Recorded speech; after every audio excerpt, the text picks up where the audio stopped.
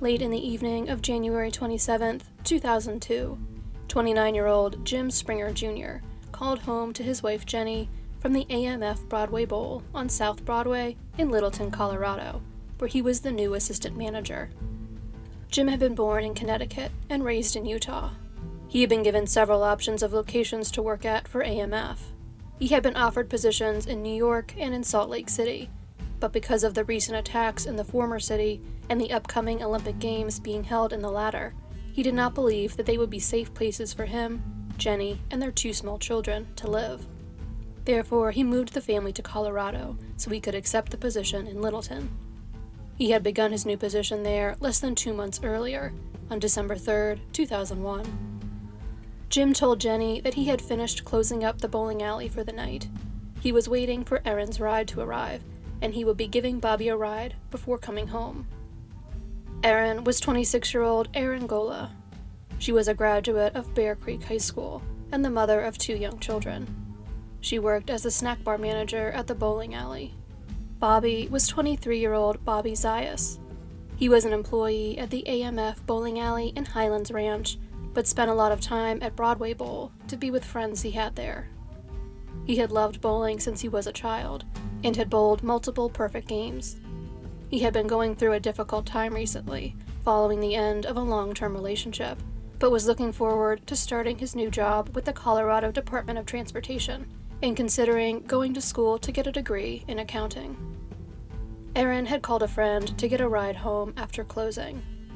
At 11:50 that night, Erin's ride was waiting for her outside of the bowling alley when she saw a bald man wearing a trench coat exiting the building. When Erin did not come outside, her friend decided to go into the bowling alley to see what was causing the delay. Inside, she found Jim, Erin, and Bobby. They had all been shot and killed. The murders had occurred during a robbery. The safe had been opened and emptied. The bowling alley had been robbed once weeks earlier, but no one had been killed during that crime.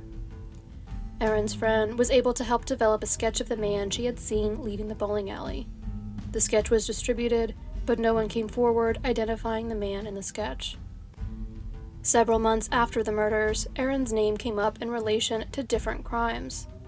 She was found to have connections to a methamphetamine ring that was the subject of a grand jury investigation. Her exact connection to the individuals involved was never fully established because she could not be interviewed as a part of the investigation. These connections could of course be purely coincidental and have nothing to do with the murders.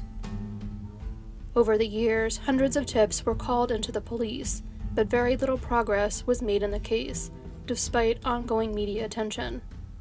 In 2015, Jim, Erin, and Bobby were each individually featured in a set of playing cards distributed in Colorado prisons by the Colorado Bureau of Investigation.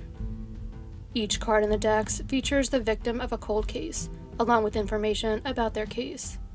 The playing card program was started in hopes that the cases would reach inmates who may have knowledge of who committed the crimes and be willing to cooperate. Metro Denver Crime Stoppers is offering a reward of up to $2,000 in the case, which remains unsolved.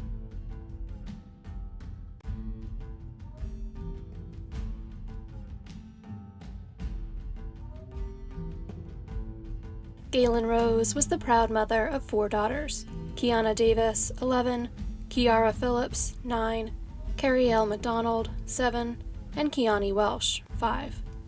The family lived in the small town of Flora, Indiana. Galen had relocated the family to Flora from Missouri after her father, Tracy, moved there for work. They lived with Tracy for several months while they got settled, and then moved into an apartment a few blocks away on East Columbia Street. The apartment was in a house that had been converted into 2 separate units. Keyana loved adventure, and Kerriele was feisty and loved to make others smile. Kionnie and Keyara were both a little more quiet.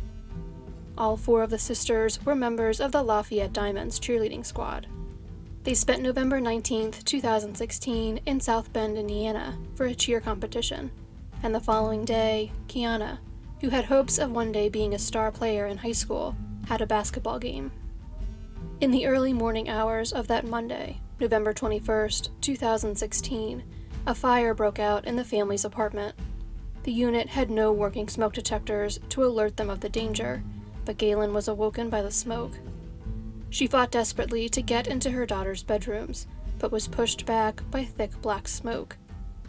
Injured, she went outside to try to find another way to get to the girls, who were trapped in their rooms by flames and screaming for help. Upon his arrival at the scene, Carroll County Sheriff's Deputy Drew Yoder entered the burning structure to try to save the girls. Because Flora was such a small community, he was familiar with the family. He knew Galen from the gas station where she worked. She would always smile, ask about his day, and tell him to be safe as he left. He often saw the girls outside their home dancing and playing together, and they would always stop what they were doing to wave to him as he passed. During his third attempt to enter the burning home to rescue the girls, Deputy Yoder was seriously injured. He was pulled from the building by Flora police officer Josh Dissinger, who was also injured in the process. Galen was outside screaming for her girls, unable to find a way to help them. For a while, the girls could be heard screaming back to her, but eventually all 4 girls stopped screaming. All 4 of the sisters died of asphyxiation due to smoke inhalation. Galen was airlifted to a hospital in Indianapolis, where she remained for several days receiving treatment for her injuries. Deputy Yoder was taken to a burn unit in Fort Wayne, and Officer Dissinger was treated at a hospital in Lafayette. The home was severely damaged by the fire, and officials were initially unable to determine the cause of it. They speculated that it may have been an electrical fire that started behind the refrigerator, but a further investigation would be needed. On January 28, 2017, the Indiana Department of Homeland Security, which has jurisdiction over the Indiana State Fire Marshal, announced that the fire had been set intentionally.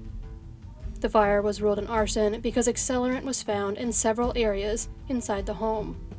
A 2018 peer review by the Indianapolis Fire Department also confirmed the determination. An arsonist would have had access to the home because the back door could not be locked. Galen had reported the problem to her landlord 2 weeks before the fire, but it had not been fixed. This was one of many major issues with the residents that were outlined in a lawsuit filed by Galen in 2018 against her landlords and their holding company. The main premise of the suit is that by not installing functioning smoke detectors, as required by Indiana state law, the landlords contributed to the girls' deaths. They did not start the fire, but prevented the girls from waking up in time to escape the burning home before the fire spread, trapping them inside. The lawsuit also alleges that the landlords failed to provide a habitable residence, leaving the back door and several dangerous electrical outlets unrepaired, and not completing work on the leaking kitchen ceiling. The lawsuit is ongoing.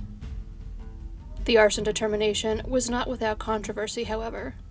A local private investigator who consulted on the fire disagreed with the findings, and state arson investigator Dennis Randall, who had been working on the case, subsequently resigned in June of 2017.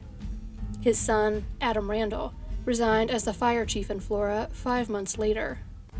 With so much instability in the investigation, the local NAACP chapter has raised concerns that the entire investigation may have been bungled. The entire town of Flora has rallied behind Galen and the memory of her girls. Every church in the greater Flora area, as well as several local businesses, contributed to supporting Galen with meals and other material concerns after the fire. 2 local funeral homes joined together to provide a memorial service for the girls. The small community has raised more than $20,000 for a reward in the case, in part through creating and selling a cookbook dedicated to the 4 sisters, known as Flora's 4 Angels. On the 2nd anniversary of the fire, investigators claimed that they had solid persons of interest in the case, but no arrests have ever been made, and whoever set the fire that took the lives of the 4 sisters has not yet been brought to justice. Galen Rose and her father, Tracy, have since left Flora, moving to California, where Galen is in therapy to try to cope with her unimaginable loss.